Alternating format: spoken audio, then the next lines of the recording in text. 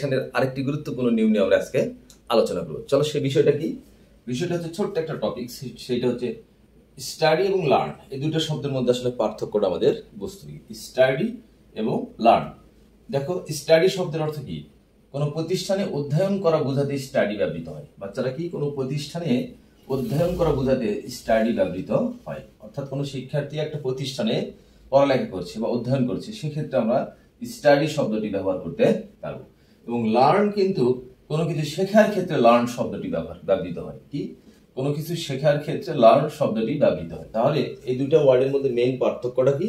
কোনো প্রতিষ্ঠানে অধ্যয়ন করা বোঝাতে সাধারণত স্টাডি ব্যবহৃত হবে, এবং লার্ন হচ্ছে কোনো কিছু শেখার ক্ষেত্রে লার্ন শব্দটি ব্যবহৃত হবে। চলো আমরা দুইটা বাক্য, একটা বাক্য আমরা দেখে নিই। দেখো, একটা ইনকারেক্ট এবং একটা কারেক্ট বাক্য। কিভাবে বুঝবো আমরা? যেমন, Moumita is learning at Dhaka university. আচ্ছা বলো তো বাচ্চারা, কোন প্রতিষ্ঠানে অধ্যয়ন করা বোঝাতে কি স্টাডি হবে না লার্ন হবে? অবশ্যই স্টাডি শব্দটি ব্যবহৃত হবে।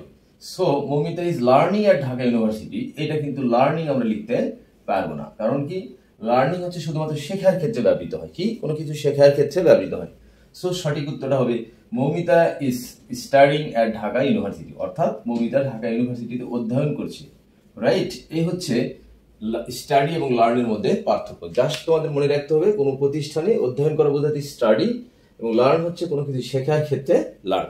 আশা করি স্টাডি এবং লার্নের মধ্যে যে পার্থক্যটা ছিল তোমরা বুঝতে পেরেছো। ধন্যবাদ সকলকে। আল্লাহ হাফেজ।